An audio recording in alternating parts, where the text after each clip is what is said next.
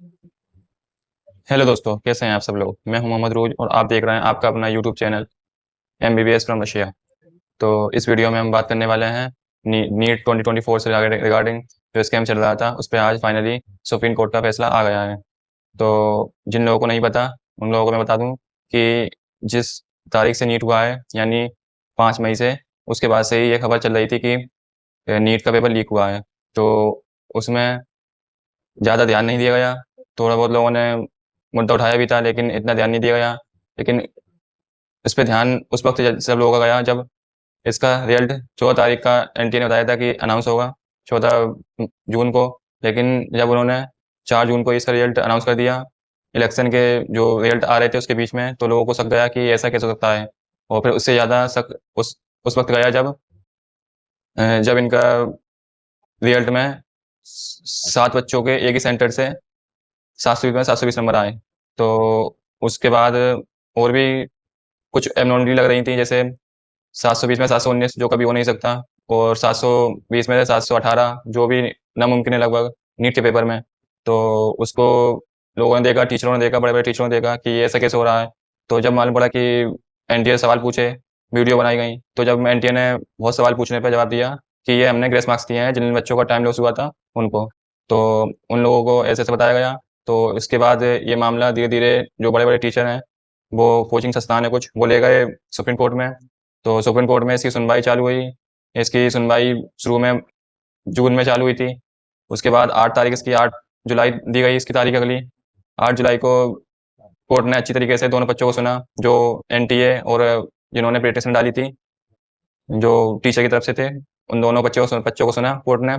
उसके बाद 11 तारीख दी गई, उसमें भी और भी चीज़ें थी जो सबूत थे वो लाने को कहा गया कोर्ट से कि मतलब कोर्ट ने कहा पिटिशनर से और एनटीए से कि आप दोनों अपने अपने सबूत लाइए। तो 11 तारीख को और सबूत आए। उसके बाद उन्होंने कहा कि हम 18 तारीख को अब इसको पोस्टपोन करते हैं, तो आगे पोस्टपोन हुआ 18 तारीख को।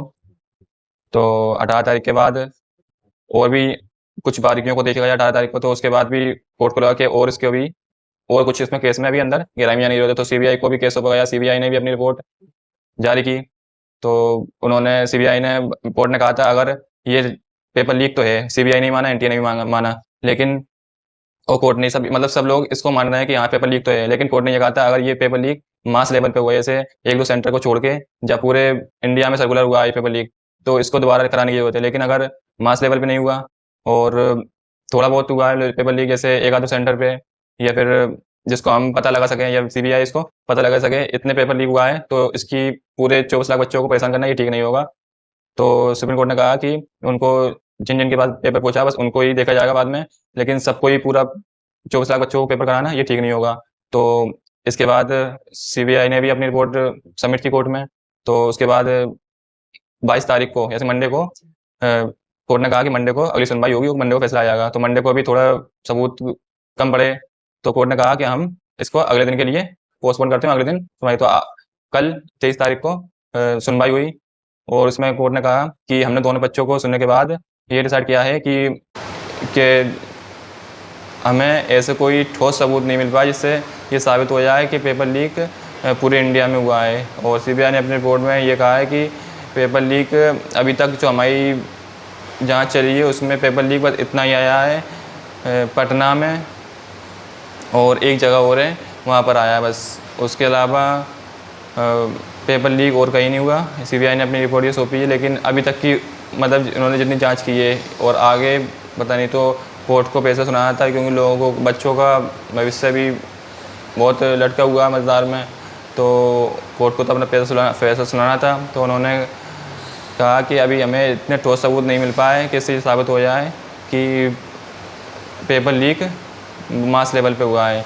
तो कोर्ट ने कहा कि कोर्ट ने कहा कि रीनीट नहीं होगा, जैसे कि अब रीनीट ना 24 लाख बच्चों को होगा, ना ये बात भी चल रही थी कि क्वालिफाइड जो बच्चे हैं उनका तो दोबारा रीनीट करा दें, लेकिन उनका भी नहीं होगा।